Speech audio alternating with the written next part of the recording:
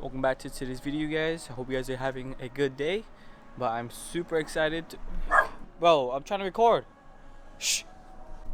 I'm super excited for this video because the ECU that I sent out to get rebuilt is finally back. I just finished putting most of what is needed to run this car back together, like this intake, the plugs right here for the throttle body, the MAF. Battery's about to be plugged up after plugging the new rebuilt ECU, which is right here. It took about 3 weeks, pretty fast in my opinion. I'm gonna go ahead and plug it in right now. Take off this tape, plug everything back in. 1, 2, 3, 4. So when I was testing out and diagnosing everything for the car, I unplugged the fuel pump and everything related to fuel, just so I can test everything else around it, like spark, ignition, etc, etc. And now it's plugged in, and now gotta make sure to put this back up and then tighten it down with an odd number 13 AutoZone terminals. Now before I start it, or try to start it, this is plugged in. Belt is not on because I want to make sure that it turns on first before I just fill this up with fluid and have to remove all that crap again. This is plugged in. Oh, see, we got this. Thing goes here. Like that, and then anything else? Oh yeah, I knew that the injector would break, or the clip would at least, so I took it off, broke it, and then replaced it. So there's a new one here, but I'm assuming all of them will break, so I ordered like 9 plugs to replace this in the future. And it was actually pretty easy to depin the new one, but it's really hard to depin the old blue one that's currently in the car because it's old plastic, so when you shove in your depinning tool, it just breaks away at the plastic inside. So what I did was just take like a pair of pliers and just break it off. Be careful not to crush the terminal ends. Steering wheel is still on my face, gotta fix that. Alright.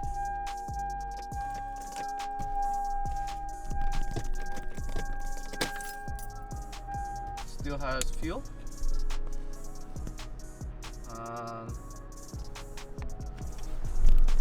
When I pull up this thing, forgot it's a little diagnosing for the codes. And then hopefully it turns on. Huh? Alright, so I figured out why this AutoZone terminal just killed the car, because there's paint on these circles right here, and you're supposed to be putting them in like whatever terminal you have in the center, but the way I'm trying to keep the OEM wire, I put a bolt through this and put it through here. So now we should be good. Okay, now the car has battery, or it has power. So let's see. Yes! Sheesh! I should probably turn it off though, but... Oh, yeah, that's why.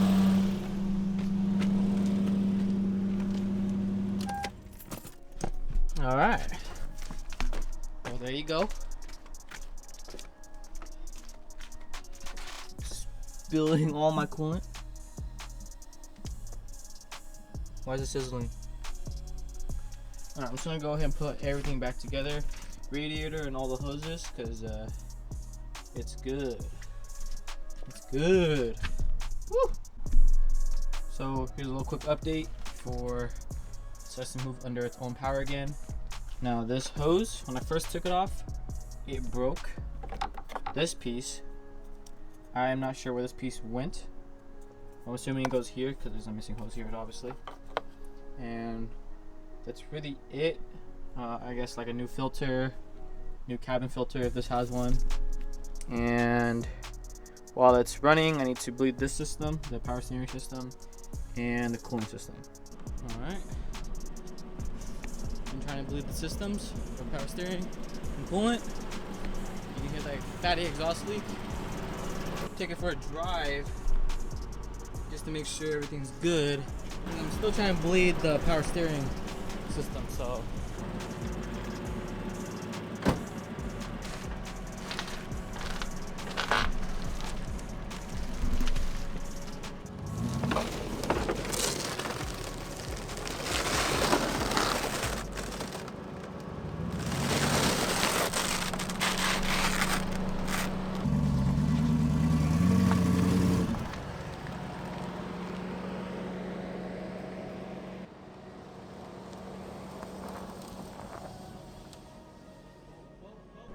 Damn, this power steering's stiff as hell. Let's go for a test drive around the block.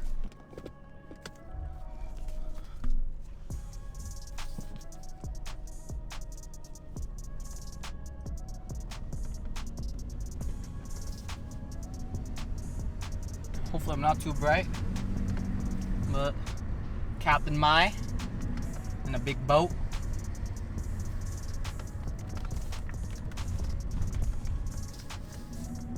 Hopefully I can get this power steering system bled already, because this thing's, it's an arm workout.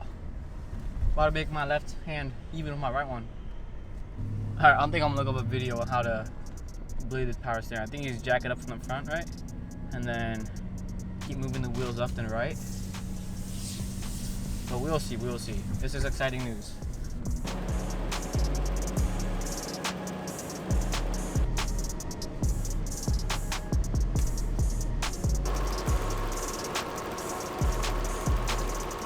So I've been trying to bleed this thing and I can't figure out why it's not bleeding and why the steering wheel is still stiff. So I took out the little solenoid and this side's a little better, but on this side it's like full of metal. And I think this is the reason why I can't pump fluid. Hopefully this is it. I think when I rebuilt the power steering pump, it just pooped itself. So might have to order a new one of those, but hopefully this is the fix, because there's a lot of gunk in the screen right here. I think power steering pump is dead, because if the car is running, you should see like a suction, a constant suction. When I first bought the car, power steering worked fine other than the leaks, and now after I rebuilt it, supposedly it doesn't suck no more. It doesn't work no more. So I think it's shot. Another bad thing, when I took out the solenoid for the steering rack, I was trying to take off the little screen to clean it, because I thought that was probably the reason why it wasn't able to pump fluid, and it was dirty. But when I pulled it off, either might have already had that screen torn a tiny bit, or I caused that tear. So I'm not sure how to go about this, because I don't know. Just got the ECU fixed. Thought I would be able to drive it and just, you know, enjoy it for a tiny bit, but then, you know, that's just comes with buying old cars. Other things break. So yeah, I mean, at least it runs. I can't be too mad. I was planning to do a timing belt after this video, or sometime after this video, but it turns out I gotta do the power steering pump one more time. No, I was about to put everything back together and it starts raining.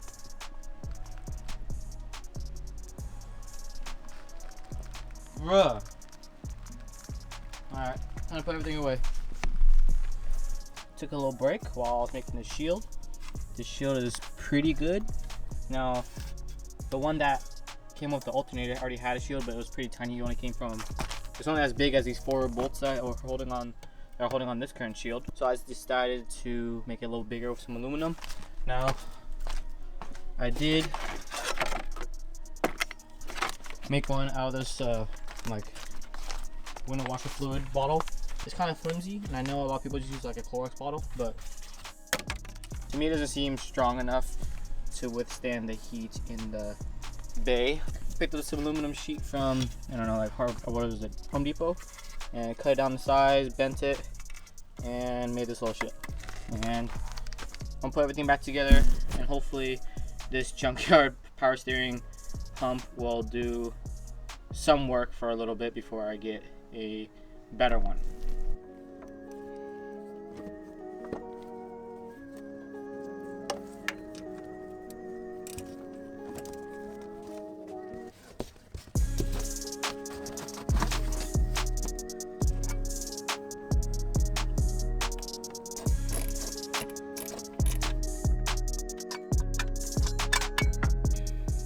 Alright, I already got my actually already went off, but one finger, wheels on the floor.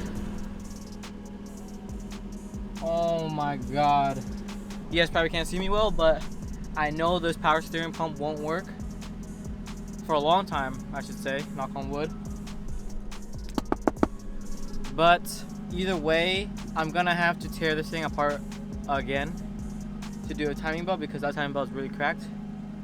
But I'm just so psyched right now that we got, I can't even think of words right now, that we got the car running, ECU's fixed, and the power steering fix is in one video. I was gonna make it 2 videos, but there might be a next video if I have to get an OEM pump and end up having to do how to replace your power steering pump.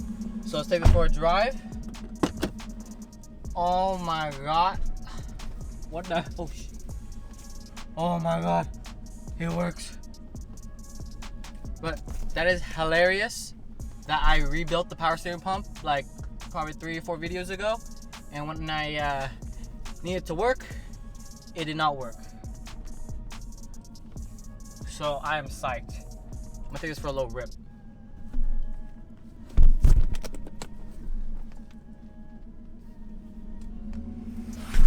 Well, that will be it for today's video, guys. I hope you guys enjoyed. I'm super excited, but also again, I have to take this whole thing apart again because